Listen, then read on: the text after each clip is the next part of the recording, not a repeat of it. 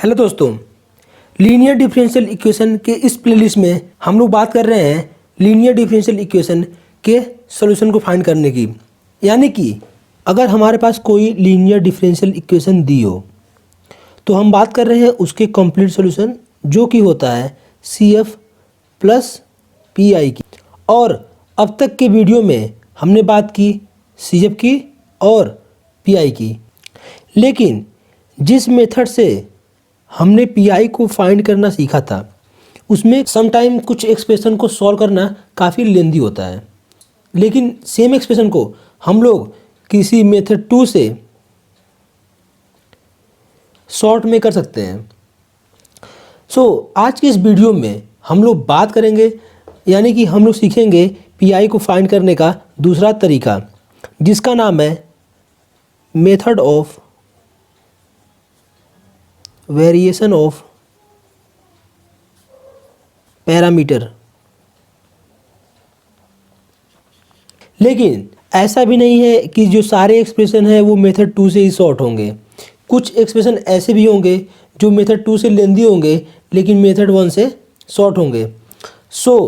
दोनों ही मेथड के अपने एडवांटेज हैं और अपने डिसएडवांटेज हैं। तो अब बात करते हैं हम लोग मेथड 2 की।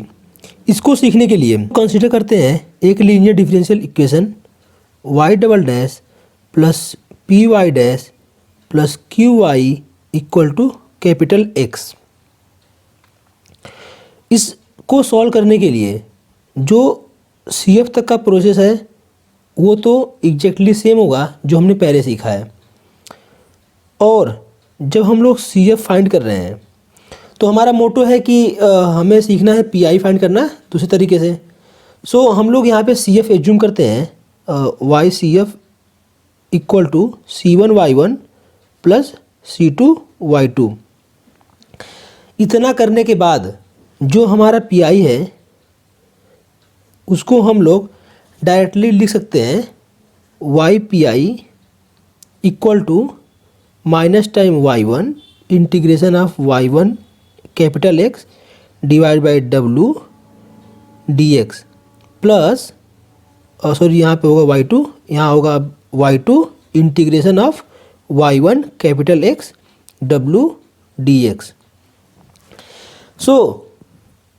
ये जो इस एक्सप्रेशन है इसको सॉल्व करके हम लोग डायरेक्टली PI फाइंड कर सकते हैं।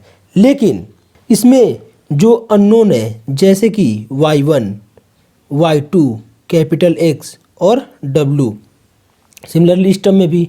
तो पहले हम लोग बात कर लेते हैं Y1 और Y2 की। अगर हम लोग इस एक्सप्रेशन को देखें CF वाले, तो जो ये कांस्टेंट है उसके साथ मल्टीप्लाई है Y1 और कांस्टेंट जो ये है दूसरा उसके साथ मल्टीप्लाई है Y2, और यहाँ पे भी है Y1 और Y2।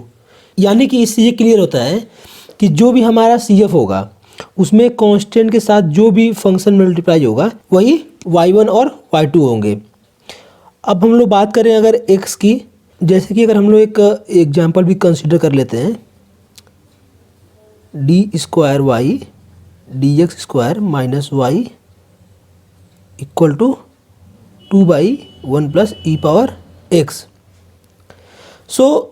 अगर हम लोग इस एक्सप्रेशन को देखें तो हमें फाइंड करना होता है y।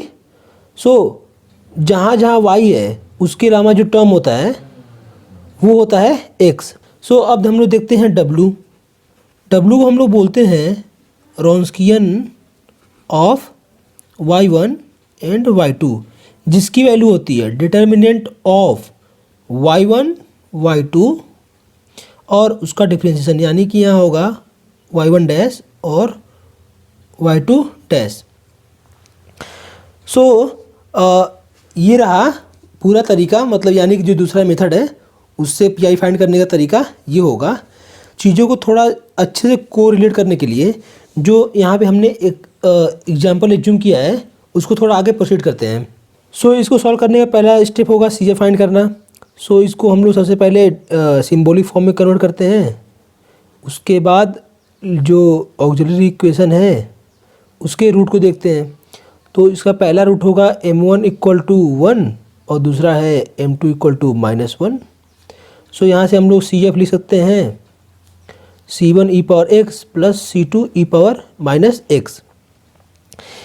सो जैसा कि हमें सी एफ मिल चुका है, तो अब हम इसको इससे कंपेयर करेंगे और हम यहाँ से y1 की वैल्यू लिख सकते हैं ई पावर एक्स, क्योंकि कांस्टेंट साथ ये है और यहाँ पे कांस्टेंट साथ है ई पावर माइनस एक्स, सो ये हुआ y2। उसके बाद हम लोग अगर x की बात करें यानी कैपिटल X की, तो ये है 2 1 प्लस ई पावर एक्स। उसके बाद w वो होता है y1 जो कि है ई power x, y2 E power minus x, और यहाँ पे y1 डैश, सो ई पावर एक्स की डिफ्रेंशिएशन ई पावर एक्स ही होता है, और y2 की डिफ्रेंशिएशन माइनस टाइम ई पावर माइनस एक्स। अगर इसको हम लोग सॉल्व करें तो ये होगा ई पावर एक्स ई पावर माइनस एक्स, यहाँ माइनस टाइम्स माइनस ई पावर एक्स इंटू ई पावर माइनस एक्स, जो कि है -2।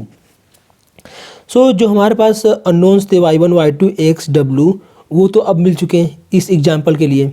सो अब हम इसको पुट करते हैं पी के लिए, पी के एक्सप्रेशन में।